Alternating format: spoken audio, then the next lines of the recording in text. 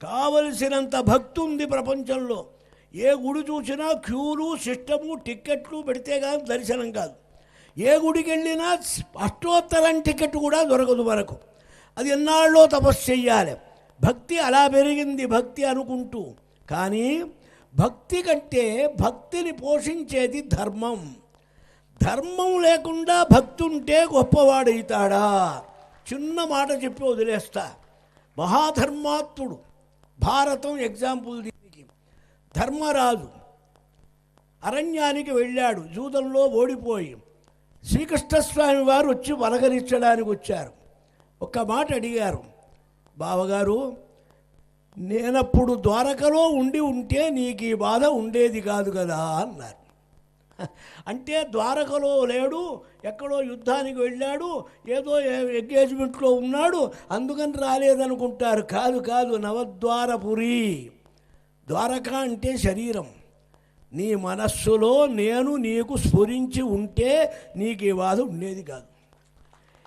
జూదం ఆడావు, తమ్ముల్ని ఓడావు, రాజ్యం ఓడావు, సంపద ఓడావు, సర్వము ఓడావు, కానీ నీ మనస్సులో కృష్ణ, అచ్యుత, గోవింద, గోపీజన వల్లభ రాలే. అసలు స్పృహే రాలే. సభాపర్వంలో కృష్ణుడి మాటే ఎత్తుకోలే, ఏమీ స్మరించలే. ధర్మం ధర్మం ధర్మం ధర్మంగా ఉన్నాడు. ధార్మికుడు, అజాత శత్రువు, అసత్యం ఎరుగడు, నింద ఎరగడు, జుగుప్స ఎరగడు, మహానుభావుడు. కానీ ధర్మో వివర్ధతి యుధిష్ఠిర కీర్తనేనా.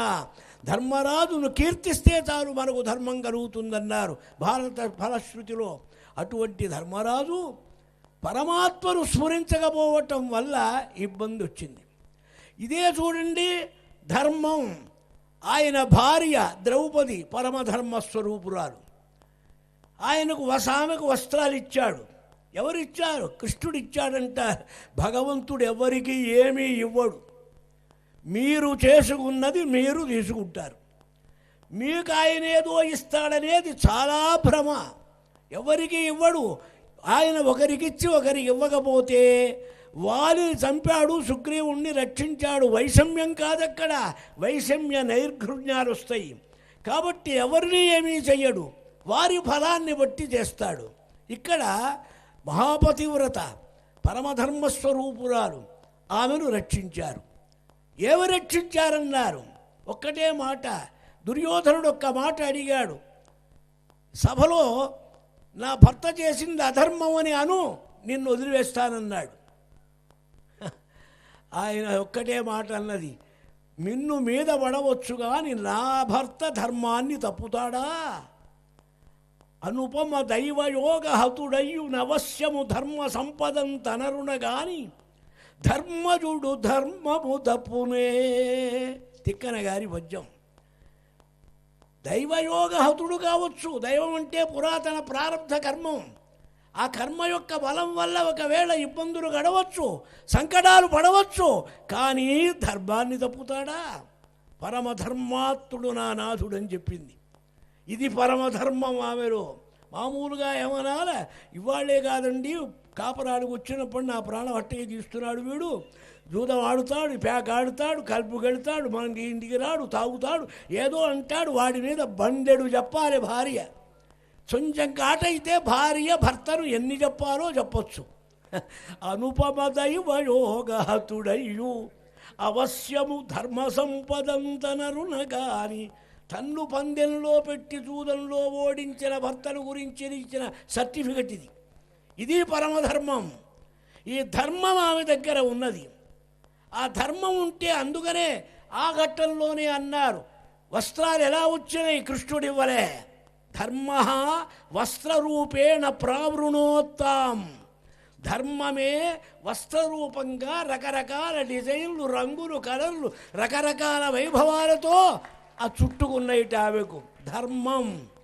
ఈ ధర్మం చుట్టుకుంది కదా, ధర్మం ఉన్న ధర్మరాజును ఎందుకు చుట్టుకోలే? ధర్మరాజుకు దైవ స్మరణ లేకపోయింది. ఈమె అడిగింది, కృష్ణ కృష్ణ గోవింద గోపికా జనవల్లభ ద్వారకా వాసిన్ చవ్వయ రక్షించు రక్షించు స్వామి అన్నది. రెండు ఆల్టర్నేషన్, రెండు ఇచ్చింది. ఒక మాట విశ్వాత్మం విశ్వభావన, చక్కని మాట, భారతే త్వర్థ గౌరవం అని. విశ్వాత్మన్ విశ్వస్వరూపుడివి. ఏది విశ్వం విష్ణురు షట్కార విశ్వస్మై నమః. ఈ సమస్తమైన బ్రహ్మాండము విష్ణుమూర్తే, వేరే ఎవరు కాదు. వ్యాప్నోతీతి విష్ణు. నీవు సర్వస్వరూపుడవు గనక వస్త్రాలైనా ఇప్పించు. లేదు విశ్వభావన, విశ్వం భావయతీతి విశ్వభావన.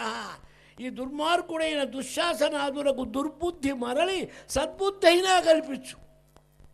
సద్బుద్ధి కల్పించడం నా చేతిలోది కాదు, నా చేతిలో ఉన్నది నీ ధర్మము యొక్క ప్రభావం. వస్త్రాలు ఇచ్చామన్నారు కనుక ఎందుకు చెప్పొచ్చానంటే, ఇది ఎంత భారతం చెప్పడానికి కాదు, ఇక్కడ ముఖ్యమైన మాట ధర్మం ఉండాలి. ధర్మం ఉంటేనే రక్షింపబడతాడు. ధర్మో రక్షతి రక్షిత, నజాతు కామాన్ న భయాన్ న లోభాత్, ధర్మం జహ్యా జీవితస్యాపి హేతో. ధర్మాన్ని ఎప్పుడు వదలరన్నారు శ్రీకృష్ణస్వామి. యతో ధర్మ తతః కృష్ణ. పులిహార దద్దోజనాలు, పటాలు, డిజైన్లు, పూలదండలు వేస్తే భగవంతుడు రాడు. నీ దగ్గర ధర్మం ఉంటే వస్తాడు. ధర్మాన్ని రక్షించుకో. ఈ ధర్మం ఎటువంటిదన్నారు? సనాతన అన్నారు. ఈ ధర్మం ఏమండి? మీ ధర్మం మీది, మా